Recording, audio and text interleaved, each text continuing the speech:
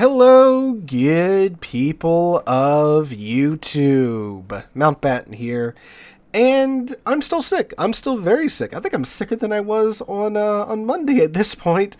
So I do apologize if I sound a little odd or strange. My sinuses are all acting up. I'm up to my gills in Dayquil and all my nasal sprays and stuff. And at least I can talk when I take all that medication. So we got that. But of course, the side effect is that I sound a little off, so I do apologize for that. Weather's changing down here, and well, I'm paying the prices for it, right? So, anyway, the subject matter of today's video.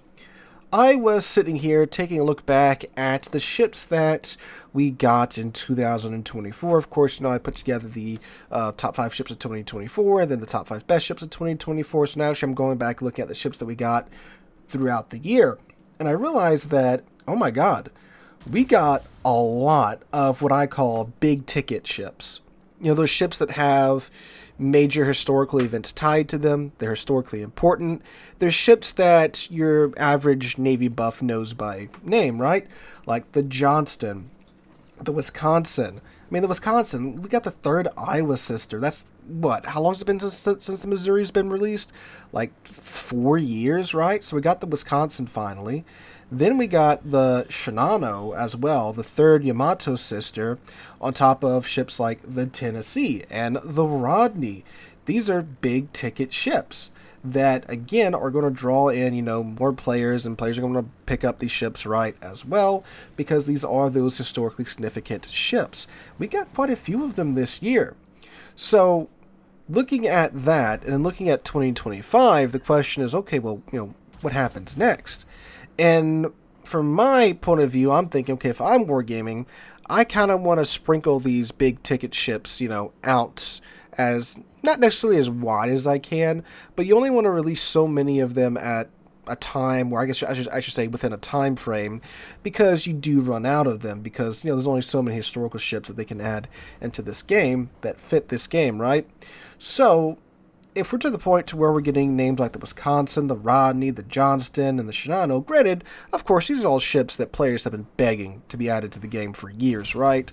So I'm not saying, that wargaming is like scraping the bottom of the barrel. I'm just saying that they're starting to get, more of these big ticket ships into the game. So it's like, okay, well, where can they go from here? Well, of course, there's still plenty of historical ships, plenty of famous historical ships that can be added into the game at this point. We still have the rest of the King George V's. We still have, of course, ships like the New Jersey. Then there's still 200 and something other Fletchers that they can add to the game, right? All with, their own storied history, right? So I don't think they're anywhere near running out of ships, but I don't think we're going to, of course, just keep getting straight up historical ships. We're probably going to start to see more and more paper ships get added into the mix. Now, of course, paper ships are nothing new in World of Warships. We've been getting tons of them. Some of my favorite ships in game are paper ships, right? Ships that were never built, that were just designs. There's nothing really wrong with them. But looking at the direction some of these ships have gone in the past year has raised a couple of, one big cause for concern in my opinion. And that brings us to, of course, hybrids. Now, hybrids aren't exactly new in the game. They've been out since we got the Issei and the Tone, what was that, 3 years ago? And thankfully, Wargaming's been fairly slow with adding in these new hybrids into the game. We got the Issei and the Tone, then a little while later we got the Kearsarge, and then a little while after that, actually I think more like a year or two after that, probably like a year and a half, we then of course got the American hybrid battleship line announced, and then that came out along with the, the Halford, there we go, I remember the name at the last second. Then of course we got the Halford, and all was quiet for some time, and those hybrid ships, when they got added, they caused, of course, quite a bit of an upstir, because planes bad, right? Everyone hates planes here, except for those dirty, filthy CV mains, right? But thankfully, the mechanic that Wargaming chose to go with, or I should say not the mechanic, but the identity that Wargaming chose to go with all of those ships is that, well, they are their base class first, and then they use their planes as just additional damage. Meaning that, well, the Kearsarge, for example, which is what you're watching in the background, it primarily uses its, 12, 16-inch guns to do damage, and the planes are just kind of like, bonus damage or supplemental damage, right? It doesn't use the planes to bring in the bulk of its damage. Same with the Issei and the Tone and the Halford, even the Chikuma too.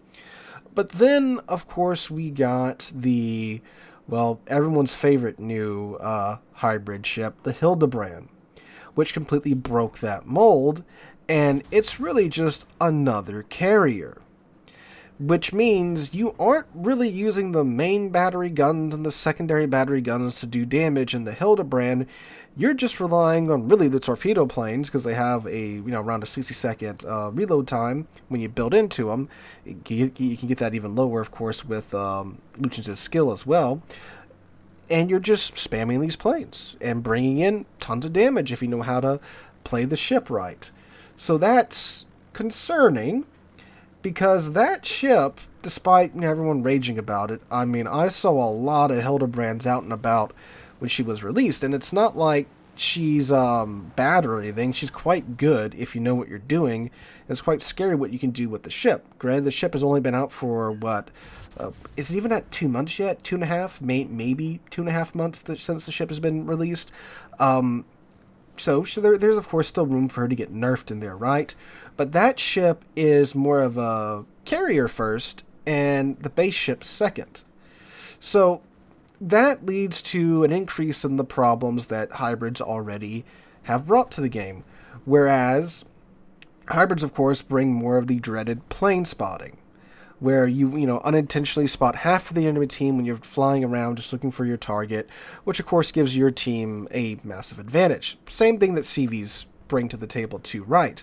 But hybrids can do this, with a squadron that they don't care about if they lose all the planes in the squadron, because they get a complete squadron in, however long it takes for them to reload their aircraft. So that's a bit of an issue. But with the original hybrids, it wasn't really a huge issue. Why? Because, typically, again, the hybrid ship does get damage from those planes. That's not their primary source of damage. There's many of an instance where my planes are up and ready to go on my Kearsarge, but I just keep shooting the main battery guns because I'm in a position where I've got, 2 or 3 broadsides that I can see right now that I'm taking advantage of. And of course, my main battery guns are going to get me more damage than my hybrid ship, than my planes do. Same with the Issei and same with the Tone, right? The Halford too. All those ships, you kind of want to be using your main battery guns or your torpedoes or whatever as your primary source of damage income. You're not sitting around the planes, and you most certainly aren't flying around trying to spot and keep the enemy team spotted, unless it's something like, there's like one ship left alive on a flank and you're just trying to keep it spotted so it can be finished off, right? You're not trying to sit there and spot because you're missing out on actual damage done via your main battery weapons. But with the Hildebrand, you're kind of sitting in the planes the entire time because that is your main source of income for your damage. So it's like you really, again, have another CV on whatever flank the Hildebrand spawns in. And that brings me to my second point, in that Wargaming still, at least to my knowledge, and from what I've checked before making this video, Wargaming still hasn't addressed the issue with hybrid ships and matchmaking in random battles. What do I mean by that? Well, matchmaking does not take into account anything beyond the tier of the ship and the class of the ship, meaning that it tries to fit an equal amount of same tier battleships and cruisers, destroyers, CVs, and submarines on either side. Of course, classes like CVs and submarines have very strict rules on how many of them can be in battle. At higher tier, it's very rare for you to get a double CV game, because matchmaking tries to avoid that if possible. It of course still happens, but typically it's 1 high tier CV per side and 1, maybe 2 high tier submarines per side. Because, of course, with CVs, the ability that they have, the impact they have on the battlefield is pretty, significant, right? With the ability to fly their planes around the map, spot, drop fighters, so forth and so on. So they are restricted to a class of 1, maybe 2 under certain circumstances at higher tier. But hybrids throw a giant monkey wrench into this formula because, they're hybrids. So, naturally, with them being in matchmaking, that of course leads to some very odd situations.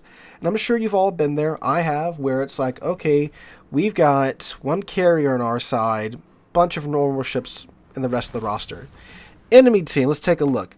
Oh, they have a carrier, and they have a Louisiana, and they have a Chakuma too, and they maybe even have a Halford, or maybe even another hybrid cruiser in there. So it's like, oh, well, they basically have like 3 CVs on their side, and we only have the one actual CV. That's not very fair at all, which naturally leads to a pretty lopsided match in most cases, of course. Never underestimate some teams' ability to throw, even though they have all the cards stacked in their favor, right? But that does lead to some pretty lopsided matches. And of course, when you're sitting there at the end of the screen, going, well, what went wrong this match? And you see, oh, they had 3 hybrids on their side. They had, 3 times the amount of insta-spotting that we had because they have 3 hybrid ships. So that's not great. Now, again, with the traditional hybrids, as I call them, again, pretty much anything that's not the Hildebrand, right? They don't really provide a tremendous amount of spotting compared to, of course, like an actual CV or the Hildebrand. But now that the Hildebrand's come out, it's been a pretty big success. Because again, if you weren't there the week that the Hildebrand came out, my God, the amount of players that had that ship, yeah, it was pretty fun playing high tier that week. If they include more hybrid ships like the Hildebrand without addressing the matchmaking, well, that's going to lead to some pretty crappy matches in what's already a pretty frustrating meta at high tier right now, very passive meta. And then you go and throw more hybrid ships like Hildebrand into the mix, because again, we're getting to the point to where they're going to have to start to introduce more and more paper ships, or introduce more historical hybrid ships like something like the I-400, right, into the game. And, well, if the Hildebrand did that well, sold that well, they might copy that model in the future for other premium ships or other, we might even get a whole tech line of stuff like Hildebrand, right? So that's an issue that definitely needs to be resolved going into the future.